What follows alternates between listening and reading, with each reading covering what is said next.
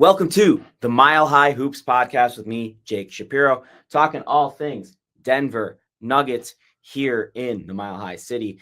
And, the Nuggets just played the reigning NBA champs, the Boston Celtics. So we got a matchup of the last two champions in the NBA. I'm wearing my NBA Finals shirt right now because legendary, the Nuggets got to the NBA Finals 2 years ago.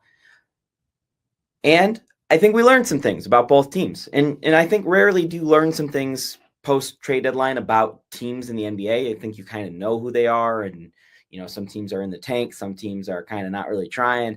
And some teams don't want to expose themselves. But I think we learned some things. And some of it we kind of already knew. And some of it we had a feeling about, right? But this game I thought was interesting because both, Kristaps Porzingis and Drew Holiday didn't play for the Boston Celtics. So taking this with a caveat. But you also had Julian Strawther get hurt for the Denver Nuggets in this game. Peyton Watson didn't play and Aaron Gordon didn't play. And you had it with the Celtics having their main core star guys in Boston as just a multi-possession game with a couple minutes to go, and you got all the stops necessary and you couldn't get any offense. I felt pretty good about the Nuggets' effort in that game. Aside from the fact that it was their third game in 4 days when they had just played 2 games out east in late tip-off times, and then they come back Sunday morning. That's literally the most amount of basketball you can play according to NBA rules within a 4-day period. Oh, and by the way, all 4 teams they played on that road trip, including those last 3 games that I just mentioned, were against playoff teams. 2 of them MVP candidates, Giannis Antetokounmpo and Jason Tatum. I'm not really moved or scared by, that Nuggets road trip. They go 2-2. I thought that's exactly what you were kind of hoping for going into that. It stinks that you've dropped below the Lakers in the standings. And we talked a little bit about the Lakers on the last show. I'll do some more on them in the coming shows because the Nuggets have a gauntlet of a schedule coming up, which includes not this week, because this week it's a little easier. We got the Kings and the Suns coming to town, and then we've got the showdown everyone wants to see Sunday and Monday with Oklahoma City. But that starts a stretch of Oklahoma City, Minnesota, Los Angeles next week. So we'll talk a little bit more about the Lakers in a bit because I know people want to talk about that. But what we learned against the Celtics is something that we already knew, something that we may have forgotten, which is the Denver Nuggets are a completely different basketball team when Aaron Gordon is on the basketball court.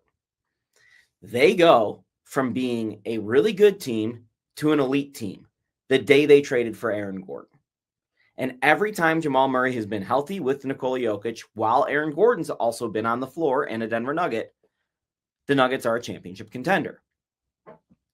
So part of me has been wondering all day,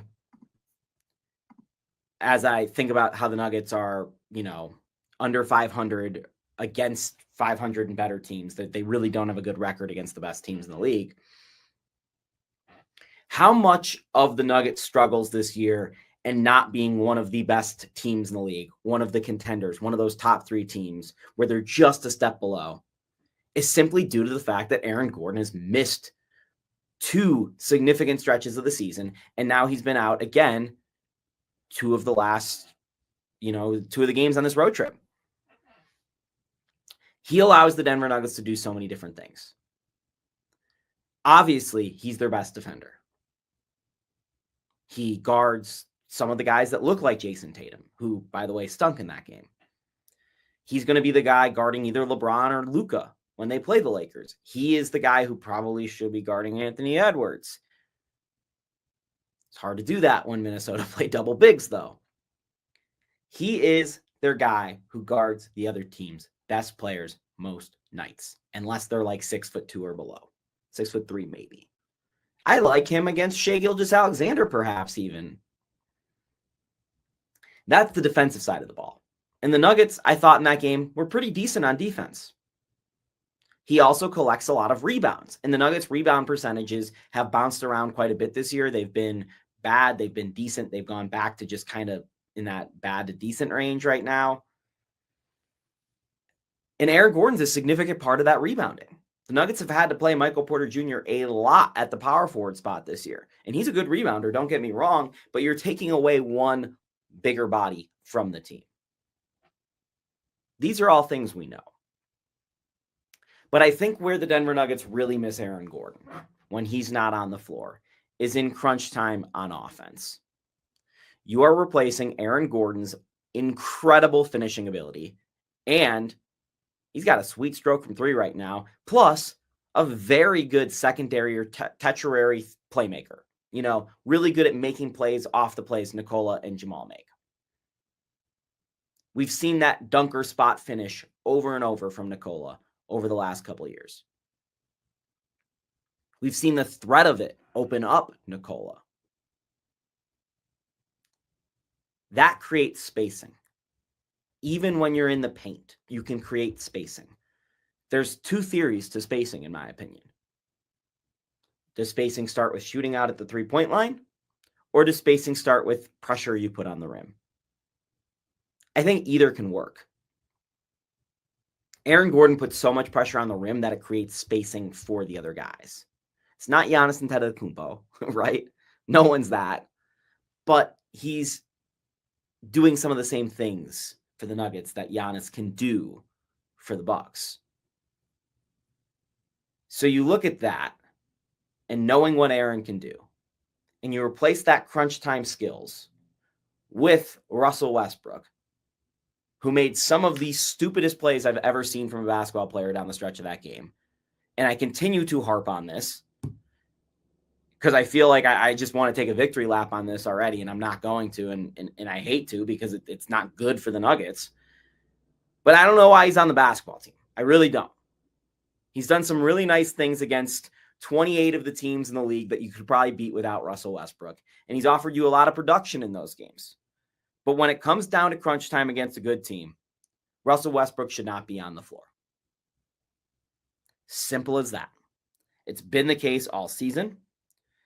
If you look at the end of that game, he has a perfect spot pass in the dunker spot where Russell Westbrook was instead of Aaron Gordon. Couldn't catch the ball, so he obviously didn't finish. He's no threat to shoot the basketball whatsoever, to the point where he sets a screen for Jamal Murray because he wants to create downhill pressure towards the rim, and the big just steps up on him, and then the guard gets back into the play. So Jamal essentially gets hard hedged and doubled, and it leaves Russ wide open, can't hit an open shot. Then he clogs the lane for Jokic multiple times, cuts out of a wide open three-point shot because he can't shoot it, into traffic, which ruins the passing lane for Jokic, which causes a turnover. He didn't box out on one of the important plays on the other side of the ball. And he chased a wild contest on the final Derek White floater that the Nuggets had good defense on already, and then they couldn't get the rebound. Those were just some of my simple notes while watching on my phone at DIA when I was flying home from a weekend in Utah. I'm seeing this from literally thousands of miles away on a screen that's 7 inches big. It's fairly obvious that Russ should not be closing. Fairly. But then it begs the question, especially in a game when Julian goes down, because he offers some of that shooting spacing, who are you playing? Because Peyton's still not back. Should be back maybe this week. Aaron wasn't playing.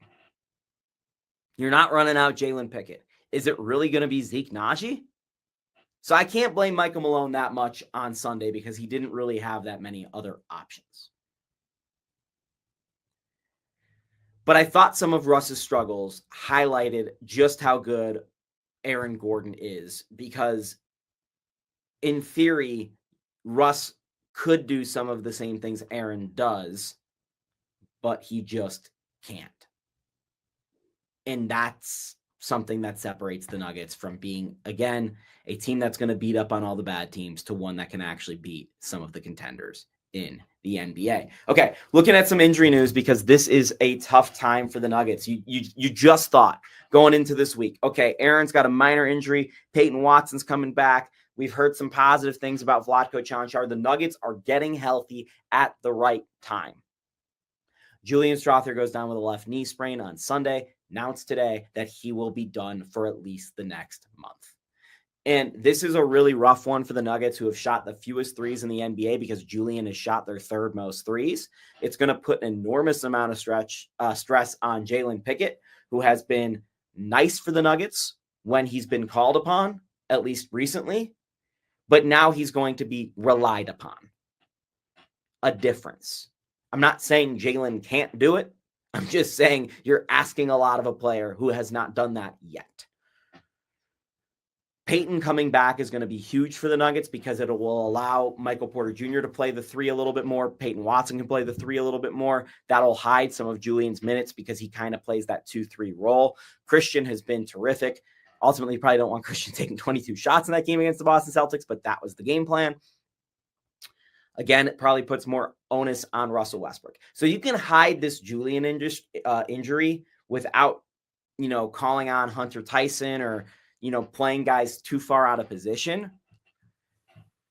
But it's a bummer of an injury, and you felt like Julian had, he had a rough month or so, but Julian had figured things out, and he'd shown himself to be a capable NBA player this year.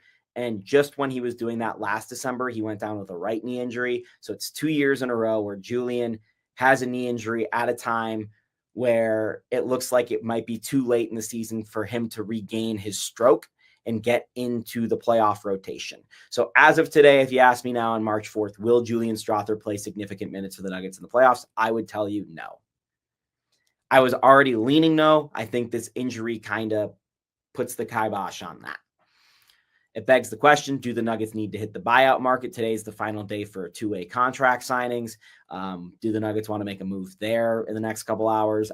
I don't know, but I think they have some answers to seek. That they've got to answer some questions. And that's unfortunate, because I felt like the Nuggets were finally going to get their guys all in the same building, all at the same time, and we were going to finally figure out who this team was, because we have not had a stretch of more than just a couple of games where the Nuggets have had their whole team healthy. Well, if you count Vlatko, they haven't had that all year. So tough situation. Hopefully Vlatko can come back and can contribute, because he can play some of that 3 spot, and then you can slide down guys from the 3 to the 2 a little bit. But I don't think this is a death blow to the Nuggets by any means. I just think it's unfortunate, and it's going to put a lot of pressure on Jalen Pickett, and perhaps some more pressure on even Jamal Murray and Russell Westbrook. And again, they need to find a way to space, and Julian Strawther was one of their most important spacers. So Michael Malone's going to have to get creative with his offensive game plans in the next little bit. We've got another little bit of Nuggets news I'm going to hint at. So I'm reaching down. We're going to do a little episode on this, so make sure you stay tuned. But my Jokic Peppa Pigs have come in. I will unbox them on a future episode of Mile High Hoops, the podcast. Don't you want to see how they look? And I'll describe them to you auditory listeners. I'm excited. I haven't unboxed them yet, so we're all going to see them for the first time together. Anyway. Excited for this next stretch of Nuggets basketball. Wednesday, we're not going to learn a ton against the Kings. I don't think they're the better team, although the marquee might say the Suns on Friday. We're going to see Zach LaVine, who torched the Nuggets for the Bulls earlier this season, how that looks with Domantas Sabonis, who gives Nikola Jokic some good matchups in the past. So that should be a fun one on Wednesday night. Again, really looking forward to Sunday and Monday's games against Oklahoma City. That may as well be the final MVP case Nikola Jokic can make. So we've got a lot coming up with the Nuggets. Stay tuned to all of it here on the Mile High Hoops podcast with me, Jake Shapiro.